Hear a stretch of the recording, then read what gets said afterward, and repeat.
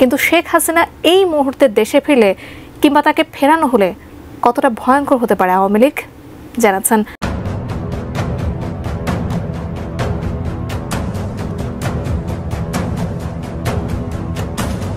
মন্দির ভাঙা হচ্ছে, ভগবানকে শেষ করে দেওয়া হচ্ছে।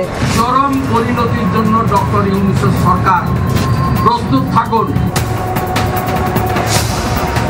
কথায় আছে জোর যার মূল্যক তার, তাহলে কি ভারতের ভয়ে এবার দেশ থেকে পালিয়ে যাচ্ছে বর্তমান অন্তর্বর্তীকালীন সরকার ডক্টর মোহাম্মদ ইউনূস? হ্যাঁ দর্শক, ভিডিওটি দেখতে থাকুন, থাকছে বিস্তারিত। আমি ওই সুদখোর ইউনূসের কাছে জানতে চাই যে আমাদের হিন্দুদের অপরাধটা কি? আমরা কি আপনাদের মা বোনদের, আমাদের ভাইরা কি রেপ করেছে, নাকি আপনাদের মসজিদ মাদ্রাসায় আমাদের ভাই বোনেরা আগুন দিয়েছে, নাকি দেশে যত দাঙ্গা হাঙ্গামার সৃষ্টি হচ্ছে তারা গিয়ে বোমাবাজি করছে? এদিকে ভারত থেকে করা হুঁশিয়ারি দিয়েছেন বিজিবির নেতা কর্মীরা ডক্টর মোহাম্মদ ইউনূসকে। সেন্ট্রাল গভর্নমেন্টে যারা আছেন তারাও তো পার্টিকুলার একটা ধর্মের বিরুদ্ধে প্রচন্ড একটা ভিন্ডিকটিভ অ্যাটিটিউড নেন। আমরা মনে করি কোনোটাই ঠিক নয়। মন্দিরও থাকবে, মসজিদও থাকবে, গুরুদ্বারাও থাকবে, গির্জাও থাকবে। আমরা শান্তির পক্ষে, আমরা উন্নয়নের পক্ষ। ধর্মীয় মতামত প্রত্যেকে যেন পালন করতে পারে তার স্বাধীনতা অনুযায়ী আমরা এটা করি। আমরা দুঃখিত, আমরা মর্মাহত। দেখুন, বাংলাদেশটা একটা অন্য দেশ। তাদের এই ধরনের ভারত বিরোধী কথা বলা বন্ধ করুন আর চিকিৎসা নেওয়ার জন্য করাচি আর লাহোরে যান। মন্দির ভাঙা হচ্ছে, ভগবানকে শেষ করে দেওয়া হচ্ছে। চরম পরিণতির জন্য ডক্টর ইউনূসের সরকার প্রস্তুত থাকুন।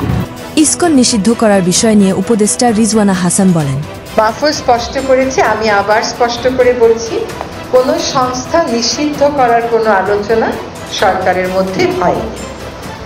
দাবি অনেকেই উঠতে পারে, দাবির সপক্ষে মানুষ অনেক কর্মসূচিও দিতে পারে। ব্যক্তির অপরাধের সাথে সংস্থার অপরাধকে আমরা জড়িয়ে ফেলছি না। এখন একটা সুনির্দিষ্ট অভিযোগের ভিত্তিতে একজনকে গ্রেফতার করা হয়েছে, তার ব্যাপারে একটা আইনি প্রক্রিয়া চলছে। তিনি অভিযুক্ত হতেও পারেন, অভিযুক্ত নাও হতে পারেন, সেটা আদালত দেখবে। আর আজকেও দেখলাম পত্রিকাতে যে ইসকনের পক্ষ থেকে একটা সম্মেলন করে বলা হয়েছে যে তাদের সাথে যাকে গ্রেফতার করা হয়েছে তার কোনো সম্পর্ক নেই। ভিপি নুরুল হক নূর বলেন, আমরা একটা নতুন বাংলাদেশ পেয়েছি। এই বাংলাদেশকে কাদামাটির মতো আমরা নতুনভাবে যেমন খুশি তেমনিভাবে গড়ে তুলতে চাই, যেখানে জুলুম, দুঃশাসন, ভোট ডাকাতি, জালিয়াতি, মানুষের উপরে হামলা মামলা, রাজনৈতিক কারণে হয়রানি থাকবে না। কিন্তু এক ভাইয়ের বক্তব্য আমি পেছন থেকে শুনেছিলাম, এটা সত্য।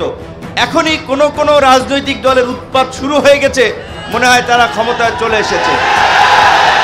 এইটা হতে দেওয়া যাবে না।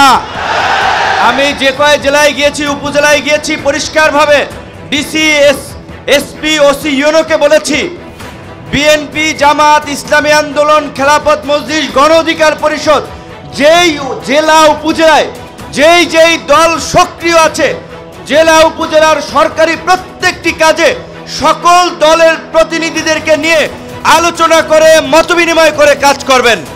এদিকে আবার প্রথম আলো ও ডেইলি স্টারের বিষয়ে কথা বলায় সেই ভাইরাল যুবককে পিটিয়ে আহত করেন পুলিশ। শেখ হাসিনার গুল্লি আমাদেরকে শহীদ করে নাই, আমাদেরকে রেখে গেছে, আমাদেরকে আল্লাহ বাঁচাইছে। তার মানে এই না রে ভাই যে আমি স্বাধীন দেশে মার খাবো, তার মানে এই না। এখন পর্যন্ত সেনাবাহিনীর মধ্যে, এখন পর্যন্ত সেনাবাহিনীর গোয়েন্দা বিভাগের মধ্যে ভাই শয়ে আওয়ামী লীগের টিমের লোকেরা রয়ে গেছে ভাই। দেশের সাধারণ জনগণ বলছে, এভাবে যদি প্রতিদিন আন্দোলন হয় তাহলে আমরা কাজ করব কিভাবে, খাবো কিভাবে? আর যেভাবে নিত্য প্রয়োজনীয় জিনিসের দাম যেভাবে বেড়েই চলেছে, তাতে করে বর্তমান অন্তর্বর্তীকালীন সরকারকে আর চায় না দেশের সাধারণ জনগণ। আবার এই সরকার দরকার, হাসিনা সরকার আবার দরকার, আবার আসুক, জনগণ আবার চায়। শুধু আমি না, সারা বাংলাদেশের লোক চায়। নিরসে রিস্কাওয়ালা, বেবিওয়ালা, সিএনজিওয়ালা, কোনো ড্রাইভার, কোনো জনগণ কইতে পারবো না যে ভালো শান্তিতে আছে। সরকারি কর্মচারীরা অশান্তিতে আছে।